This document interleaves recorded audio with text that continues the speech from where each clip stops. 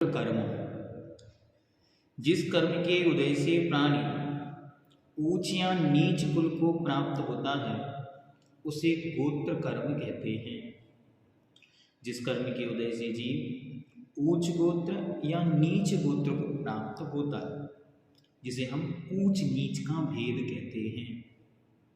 कुछ लोग समाज में बड़ा सम्माननीय स्थान पाते हैं तो कुछ लोग बहुत निम्न स्तर की जिंदगी को बिताते हैं। ऐसा नहीं कि ये जाति जाति का भेद है कि धर्म धर्म का भेद है, परिवार के अंदर भी ये होता है। कुछ लोग अपने आप को स्टैंडर्डाइज्ड कैटेगराइज करते हैं और बड़े होते हैं, कुछ लोग हीन भावनाओं के साथ जीवन यापन करते हैं। तो गोत्र कर्म के जो पूर्व में संस्कार उसके अंतरंग में आए हैं, वे गोत्र कर्म के संस्कार उसके अंतरंग में इस तरीके से मौजूद हैं या उसको इस रूप में ढाल देते हैं कि वो कभी भी अपने आप को या अपने जीवन में उन्नति या ऊंचाइयों को स्पर्श नहीं कर पाता, इसलिए वह हीनता की भावना से ग्रसित रहता है। जिस प्रकार कुम्हार छोटे या बड़े बर्तन बनाता है उसी प्रकार गोत्र कर्म इस जीव को ऊंचा या नीचा कुल गोत्र घराना प्राप्त कराता है। नीच गोत्र के उदय से लोकमान्य कुल की प्राप्ति होती है तथा नीच गोत्र कर्म के उदय से लोक निंद कुल की प्राप्ति होती है।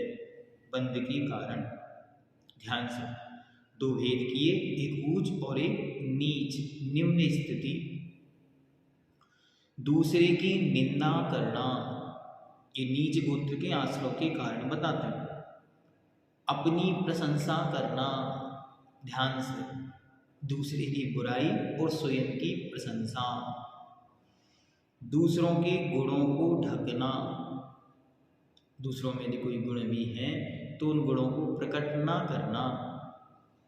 अपने गैर मौजूद गुणों को प्रकट करना और स्वयं में जो गुण नहीं भी हैं उन्हें प्रकट करना तथा घमंड करना, अपने पास जो कुछ है उसका अभिमान करना।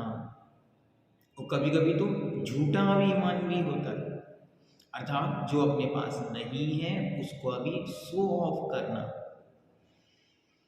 आदि कार्यों से नीच गोत्र का बंध होता है।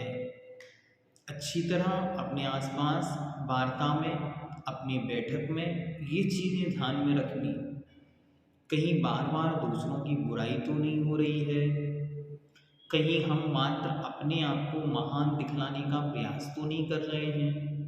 आप महान हैं, ठीक है, वो आपकी महानता है, लेकिन उस महानता का यदि टैग लगाने का मन यदि आपको कर रहा है तो आपके नीच गोत्र का आश्रय होगा।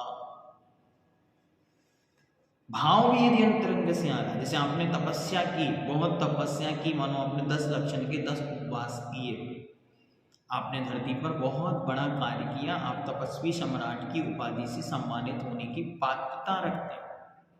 तो मेरे जैसा कोई जीव हो तो मैं आपको बराबर तपस्वी सम्राट की उपाधि दिलाऊंगा।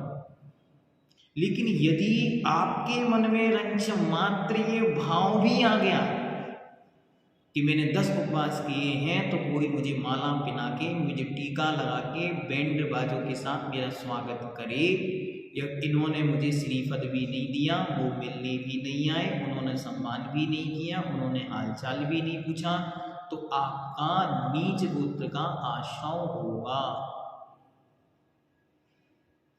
इसलिए दुनिया उसे देखकर कितना भी सम्मान करे, कितनी भी प्रशंसा करे, वो सब कुछ कर सकती है, लेकिन हमारे अंतरंग में एक क्षण के लिए भी ये भाव भी यदि आया आत्म प्रशंसा का, मैंने ये किया, मैंने ये किया, मैंने ये किया, तो अभी उसके अशाता वेदनी का नीच गोत्र का आश्रय हो रहा है। इसलिए अपने जीवन में अपने गुणगान कभी नहीं गाने और दूसरों के दोष नहीं गाने। ये दो यदि संकल्प हम कर लेंगे तो हमारा नीच गोत्र का आश्रय रुक जाएगा, होगा ही नहीं, क्योंकि हमारी प्रवृत्ति में दो क्रियाएं सदा के लिए समाप्त हो गई। और इसके यदि हम विपरीत कार्य करेंगे, दूसरों की प्रशंसा करना, अपनी निंदा करना, दूसरे के दोषों को ढकना, अपने दोषों को प्रकट करना आदि कार्यों से उच्च गोत्र का बंध होता है। उच्च गोत्र का बंध इनकी विपरीत कार्यों से होता है। अपने दोष कहना, दूसरों की प्रशंसा करना, दूसरों में जो गुण मौजूद भी नहीं है तो इस दृष्टि से कहना कि इनमें वे गुण प्रकट हों, और अपने में जो गुण भी हैं उनको छिपा कर रखना, जिसे उपवन अंगम के अंतर्गत इस सब कुछ आपको बताया है।